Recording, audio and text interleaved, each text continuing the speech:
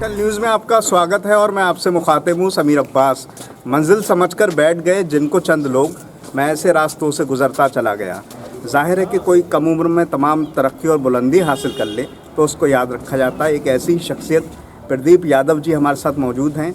योजन सभा के वो प्रदेश राष्ट्रीय उपाध्यक्ष हैं। ज़बरदस्त शख्सियत हैं। बरेली में आज उनकी मौजूदगी ये जाहिर करने के लिए काफ़ी है कि किस तरह से उनका स्वागत लोग कर रहे हैं। और आज का दिन बहुत ख़ास भी है क्योंकि ऐसी उम्मीद लगाई जा रही है कि बरेली की जो 9 विधानसभा सीट हैं उस पर टिकट डिक्लेयर हो जाएंगे। तमाम चीज़ें, तमाम बातों पर हम बात करेंगे। कुछ हमारे साथ, मैं चाहता हूँ सर के पास जब तक मैं आऊँ और भी तमाम लोग हैं, मैं उनसे बात करूँ, उसके बाद सर से मैं मुखातिब होऊंगा। मैं आपसे शुरुआत करना चाहता हूँ। आप लगातार आ रहे थे साथ में, किस तरह का माहौल देख रहे हैं पूरी यूपी के अंदर? इस समय जनता पूरा समझ चुकी है। जो भारतीय जनता पार्टी ने 2017 में छलावा किया था जनता के साथ, आज जनता त्राह त्राह कर रही है और उम्मीद भरी विकल्प के रूप में माननीय राष्ट्रीय अध्यक्ष अखिलेश यादव को देख रही है।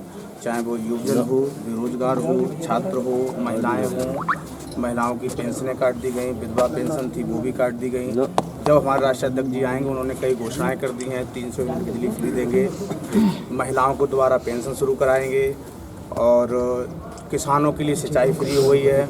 तो इस तरह से अनेक मुद्दों पर, विकास पर हमारे राष्ट्रपति जी चुनाव लड़ रहे हैं और ये केवल हिंदू मुस्लिम और धर्म की राजनीति, नफरत की राजनीति फैला रहे हैं। बस यही है, इनका सफाया होना चाहिए। चलिए ठीक है, सिलसिले को और आगे बढ़ाएंगे। मैं चाहता हूँ आप भी 2 शब्द कहें। नौजवान की बड़ी ज़बरदस्त भागीदारी होती है और हिंदुस्तान तो वैसे ही युवाओं का देश है, जाहिर है सबसे बड़े वोटर भी होते हैं।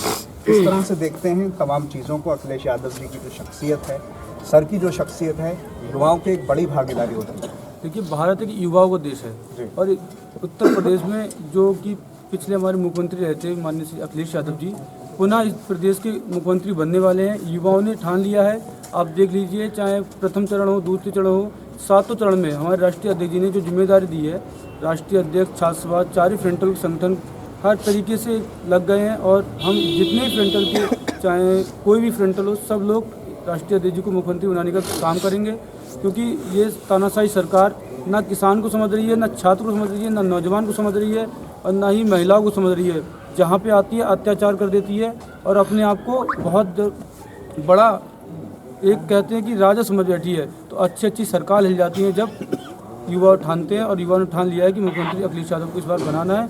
11 मार्च को, 12 मार्च को या 11 मार्च को इकाना स्टेडियम में कोई भी जहाँ पे हमारा वो होगा राष्ट्रीय अध्यक्ष जी, वहाँ शपथ लेंगे मुख्यमंत्री की। मैं यही कहना चाहता हूँ। बिल्कुल सही बात है। राजा और प्रजा के मिलके ही लोकतंत्र बनता है और लोकतंत्र हमारे हिंदुस्तान का सबसे खूबसूरत आईना है। हमारे साथ जो शख्सियत हैं, प्रदीप यादव जी, वो बड़ी शख्सियत हैं। जाहिर है ये भी हमारे लिए भी सौभाग्य की बात है कि मैंने देखा उनकी, जो मैंने कुछ देर में जो महसूस किया, बड़ा ज़बरदस्त तरह से लोगों को में उनके लिए उत्साह है और बहुत सारे विषय हैं जिस पर हम बात करेंगे। युवाओं की भागीदारी चाहे किसी भी पार्टी के लिए हो, बहुत अहम हो जाती है और आप तो राष्ट्रीय उपाध्यक्ष हैं, किस तरह से तमाम लोगों को संभाल पाते हैं?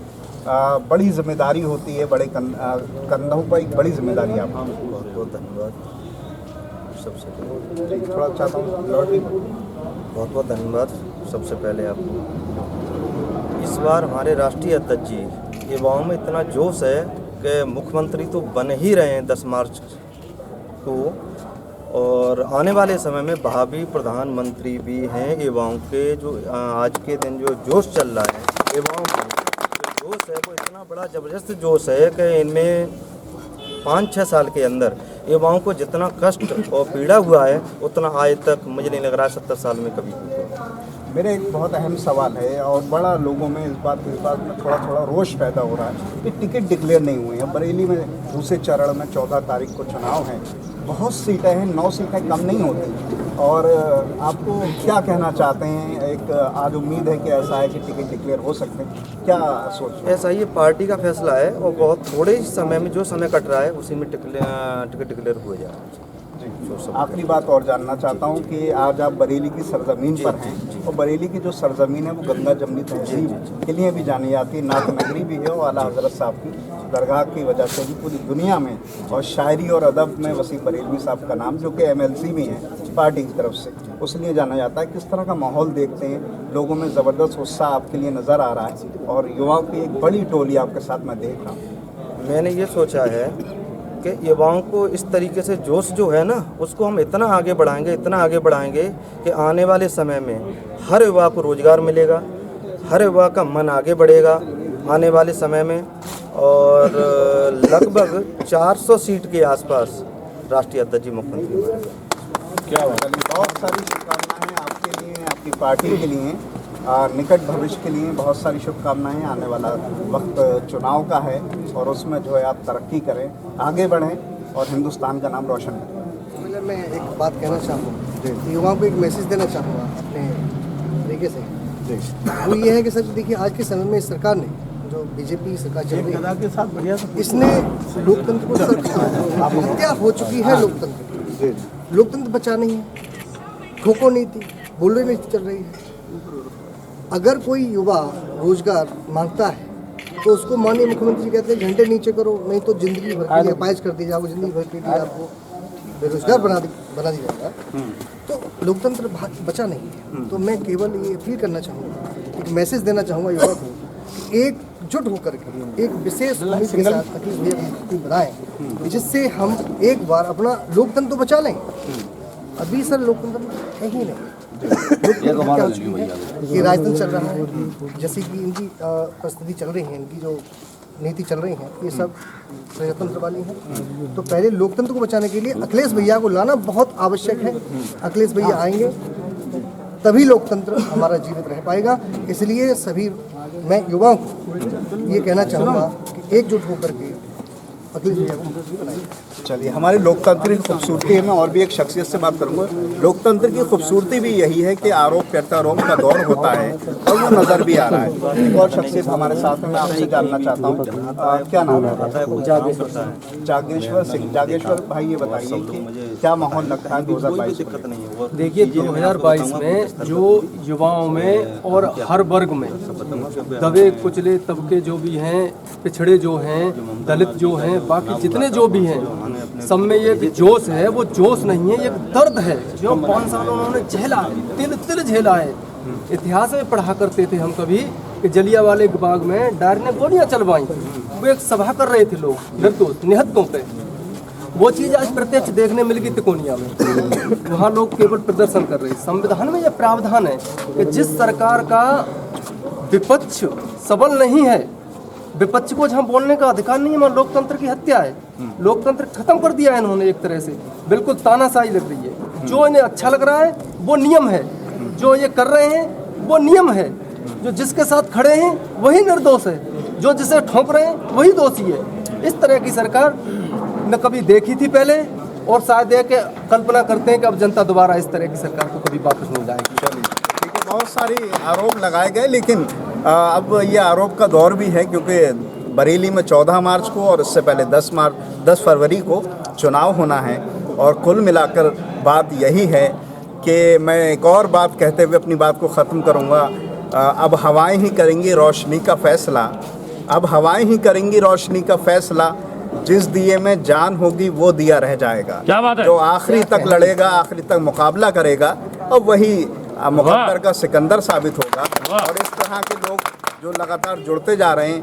हमारी बात भी हुई प्रदीप जी से, उन्होंने कहा कि एक ज़बरदस्त मेरे साथ कारवां चल रहा है और उनकी पूरी टीम के लोग हैं। बहरहाल मैं चाहता हूं कि तमाम बात जी कुछ कहना चाहते हैं, आप भी 2 शब्द ज़रूर कहें। जो चेहरे पे मुस्कुराहट रखता है उसके दिल में बहुत सारी बातें होती हैं। क्या कहना चाहते हैं? देखिए, मैं वैसे कुछ मूड नहीं था कहने का। आपकी तो हम बना देते शेरो शायरी सुन के मेरा मन बन रहा है कुछ कहने का। क्योंकि मैं पेशे से या शौक से कवि हूँ। ठीक है, ठीक। और एक पत्रकार हूँ, स्वच्छ समाचार चैनल चला रहा हूँ। अच्छा। वाकई मैं एक कवि हूँ। कवि की हैसियत से मैं आज की राजनीति जो चल रही है, जहाँ ना पहुँचे रवि वहाँ पहुँचे। बस वो एक कहावतें हैं, बाकी ऐसा कुछ नहीं होता। कभी रजिस्टर्ड पागल होते हैं। लेकिन मैं कुछ एक पंक्तियाँ मैंने स्वरचित की हैं और मैं वो चीज़ें आपके सामने रख रहा हूँ। थोड़ा सा गौर से सुनने का कोशिश करिएगा। मैंने जहाँ धर्मवाद को लेकर के राजनीति हो रही है, उस चीज़ को लेकर के कुछ रचनाएं की हैं, थोड़ा सा प्रयास किया है। कि रो रहा हृदय मेरा श्री राम के वियोग में, कि रो रहा हृदय मेरा श्री राम के वियोग में, राम भक्त राम जी को ले रहे प्रयोग में। रो रहा हृदय मेरा श्री राम के वियोग में राम भक्त राम जी को ले रहे प्रयोग में। प्रथम बंद लिखा मैंने कि छोड़ करके राजपाट राम बंशीधार गए, कि छोड़ करके राजपाट राम बंशीधार गए, और सोने के सिंहासन को राम लात मार गए। अरे आज रामचंद्र, लेकिन उस समय सोने के सिंहासन को भी श्री राम ने लात मार दी, लेकिन आज राम क्या कर रहे हैं कि आज रामचंद्र जी, आज रामचंद्र राजपाट के सहयोग में और राम भक्त राम जी को ले रहे प्रयोग में।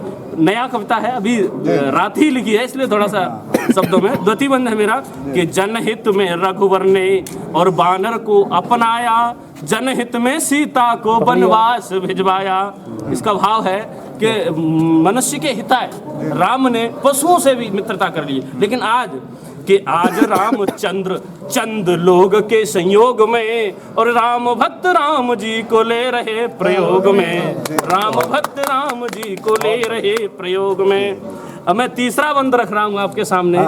देखिए, साहित्य को समझा जाता है, साहित्य को सुन के नहीं मतलब बात पकड़ में आती है, साहित्य को समझा जाता है। थोड़ा सा शाब्दिक अर्थों पर भी ध्यान देते चलें कि कर रहे प्रयोग क्यों, ये राम का सवाल है, कि कर रहे प्रयोग क्यों, ये राम का सवाल है, और स्वयं राम चक्कर में कैसा ये बवाल है। राम सवाल कर रहे हैं कि मुझे प्रयोग क्यों किया जा रहा है, और राम चक्कर में भी पड़ गए हैं। ये क्या बवाल पड़ गया भाई, राम के लिए बवाल पड़ गया कि कर रहे प्रयोग क्यों, ये राम का सवाल है, और स्वयं राम चक्कर में कैसा ये बवाल है।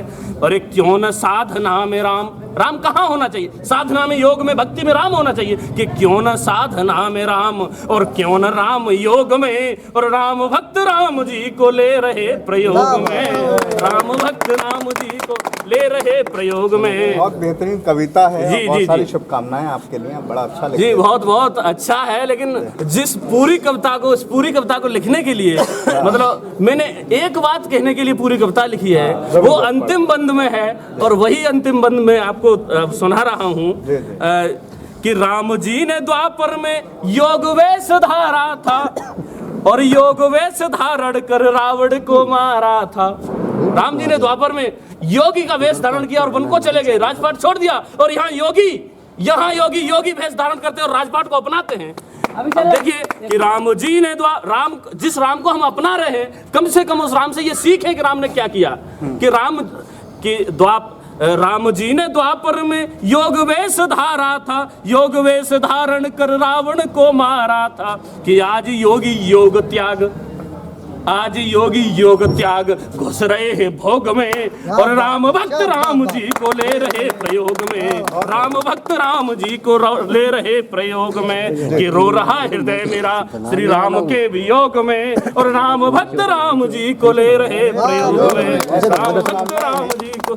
जी जी जी, बहुत बहुत धन्यवाद। बड़ा अच्छी बातें कही। मैं अपनी बात को, क्योंकि भगवान राम का बात जिक्र किया है, वो मर्यादा पुरुषोत्तम है, और इकबाल ने अपने एक शेर के ज़रिए से भगवान राम की शख्सियत को बताया है। मैं उस शेर को पढ़ता चलूँ। है राम के वजूद पे हिंदोसिता को नाज, है राम के वजूद पे हिंदोसिता को नाज, अहले नज़र समझते हैं उनको इमाम हिंद। यानी भगवान राम की जो कल्पना है वो हर किसी के लिए है, और उनकी शख्सियत भी ऐसी थी। वो आदर्श पुत्र हैं, आदर्श पति हैं, और आदर्श भाई भी हैं, और वो आदर्श हिंदुस्तानी भी हैं। सियासत अपनी जगह है, भगवान राम की शख्सियत बहुत बड़ी है। बहरहाल इन तमाम बातों के साथ मैं समीर अब्बास, कैमरामैन रईस हुसैन के साथ अटक।